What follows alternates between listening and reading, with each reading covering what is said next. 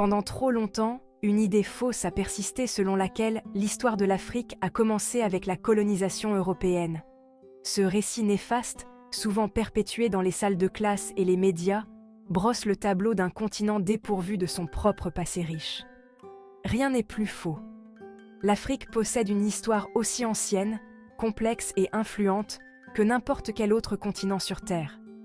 Prétendre que l'Afrique n'a pas d'histoire, c'est ignorer les merveilles archéologiques, les traditions orales transmises de génération en génération et les récits écrits qui témoignent du passé vibrant de l'Afrique. C'est ignorer l'ingéniosité, la résilience et le dynamisme culturel qui façonnent le continent depuis des millénaires. Il est temps de faire la lumière sur la vérité. L'Afrique est un continent chargé d'histoire, son passé étant ancré dans le tissu même de la civilisation humaine. Des anciennes civilisations de l'Égypte et de Kouch aux empires puissants qui ont vu le jour et ont disparu à travers le continent, l'histoire de l'Afrique est une histoire d'innovation, d'échanges culturels et d'impact mondial profond. Avant l'arrivée des puissances européennes, l'Afrique abritait une multitude de sociétés sophistiquées, chacune dotée de sa propre culture, de sa propre gouvernance et de ses propres contributions au monde. Ces sociétés étaient riches en traditions, en savoir-faire et en innovations qui ont influencé bien au-delà de leurs frontières. Des routes commerciales animées du désert du Sahara aux royaumes qui ont prospéré le long du Nil, l'histoire de l'Afrique témoigne de la capacité d'adaptation de l'homme, de son ingéniosité et du pouvoir durable des échanges culturels.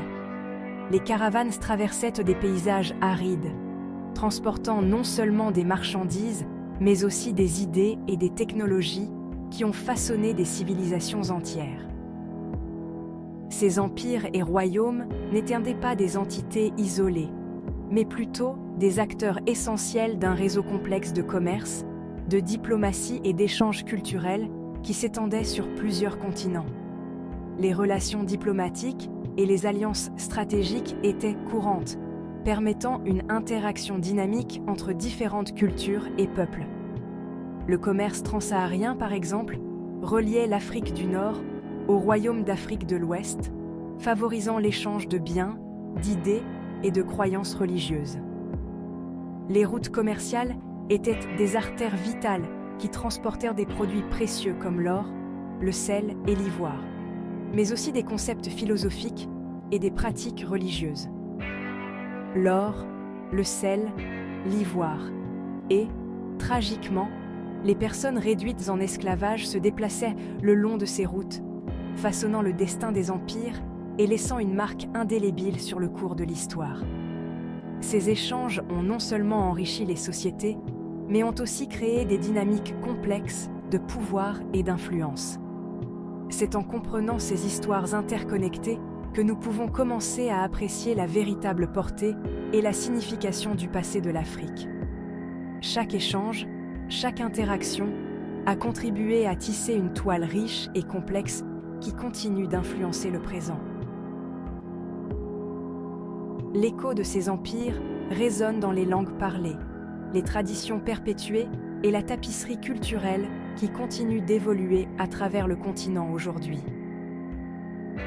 Les héritages de ces civilisations anciennes sont visibles dans les coutumes, les arts et les structures sociales modernes, témoignant de la résilience et de la continuité de la culture africaine. L'Empire du Mali, qui a pris de l'importance au XIIIe siècle, est un exemple éclatant de la splendeur précoloniale de l'Afrique. Cet empire, situé en Afrique de l'Ouest, a prospéré grâce à sa position stratégique et à ses ressources abondantes. Sous le règne de Mansa Moussa, largement considéré comme l'une des personnes les plus riches de l'histoire de l'humanité, le Mali est devenu un phare du commerce, de l'érudition et de l'apprentissage islamique. Mansa Moussa a su utiliser la richesse de l'empire pour promouvoir la culture et l'éducation, attirant des érudits de partout. Le pèlerinage légendaire de Mansa Moussa à la Mecque en 1324 de notre ère, avec une caravane chargée d'or, a mis en évidence l'immense richesse de l'Empire et a consolidé sa place sur la scène mondiale. Ce voyage a non seulement démontré la puissance économique du Mali, mais a également renforcé les liens culturels et religieux avec d'autres régions. L'or du Mali, échangé à travers le Sahara et au-delà, a alimenté les économies et financé de grands projets architecturaux, laissant un héritage durable de la puissance économique de l'Empire.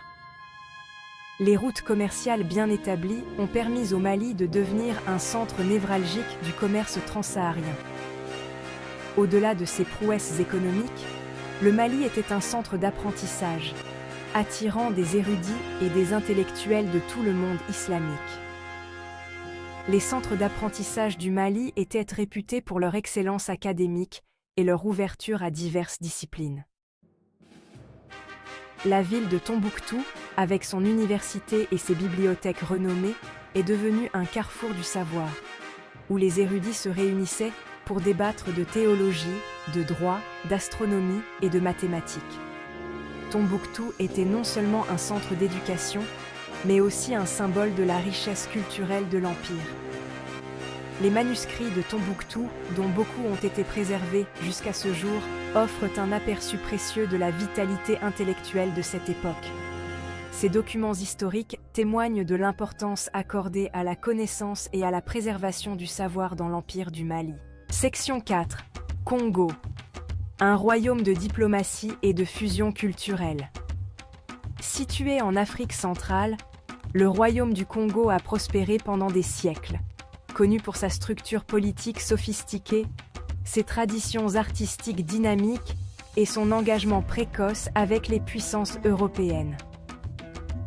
Le Congo était un centre de commerce et de culture où les idées et les marchandises circulaient librement, enrichissant la société locale.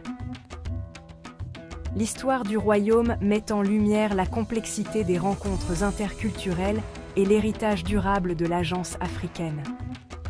Les archives historiques montrent comment les dirigeants du Congo ont navigué dans les eaux tumultueuses de la diplomatie internationale en utilisant leur intelligence et leur savoir-faire pour protéger les intérêts de leur royaume. À partir du XVe siècle, le royaume du Congo a établi des relations diplomatiques avec le Portugal, s'engageant dans le commerce et les échanges culturels. Ces interactions ont apporté de nouvelles technologies, des idées et des pratiques qui ont transformé la société Congo, tout en permettant aux Portugais d'accéder à des ressources précieuses. Les dirigeants du Congo se sont convertis au christianisme, intégrant des éléments chrétiens à leur système de croyances existant, démontrant une capacité remarquable d'adaptation et de fusion culturelle. Cette conversion a également servi de stratégie politique pour renforcer les alliances avec les puissances européennes, tout en préservant les traditions locales. Cependant, les relations entre le Congo et le Portugal sont devenues de plus en plus tendues en raison de la demande croissante de personnes réduites en esclavage pour alimenter la traite transatlantique des esclaves. Les tensions ont culminé en conflits ouverts, mettant à l'épreuve la diplomatie et la résilience du royaume. Malgré les immenses pressions auxquelles ils étaient confrontés, les dirigeants du Congo ont résisté à la traite négrière, cherchant à maintenir leur autonomie et à protéger leur peuple.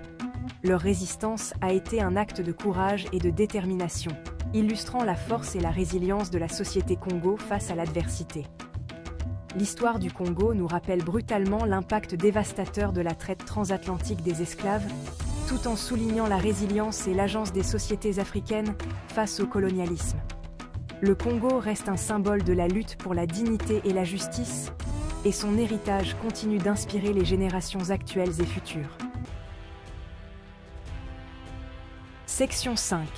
L'ascension des Zoulous, un témoignage de prouesse stratégique. En Afrique australe, le royaume zoulou a émergé au XIXe siècle, transformant le paysage politique de la région grâce à ses prouesses militaires et à son leadership centralisé. Sous le règne de Shaka Zulu, le royaume s'est rapidement étendu, mettant en œuvre des innovations militaires et forgeant un puissant sentiment d'unité parmi le peuple zoulou. Les réformes militaires de Shaka Zulu, notamment l'utilisation de la formation en corne de buffle et de la lance courte connue sous le nom d'assegai, ont révolutionné la guerre dans la région. Son génie stratégique et la discipline des guerriers zoulous ont permis au royaume d'étendre son territoire et son influence. L'essor du royaume zoulou a eu un impact profond sur l'histoire de l'Afrique australe, façonnant la dynamique politique de la région et laissant un héritage durable d'innovation militaire et de fierté culturelle. L'histoire du royaume zoulou témoigne du pouvoir du leadership, de la pensée stratégique et de l'esprit d'endurance d'un peuple déterminé à défendre sa terre et son mode de vie.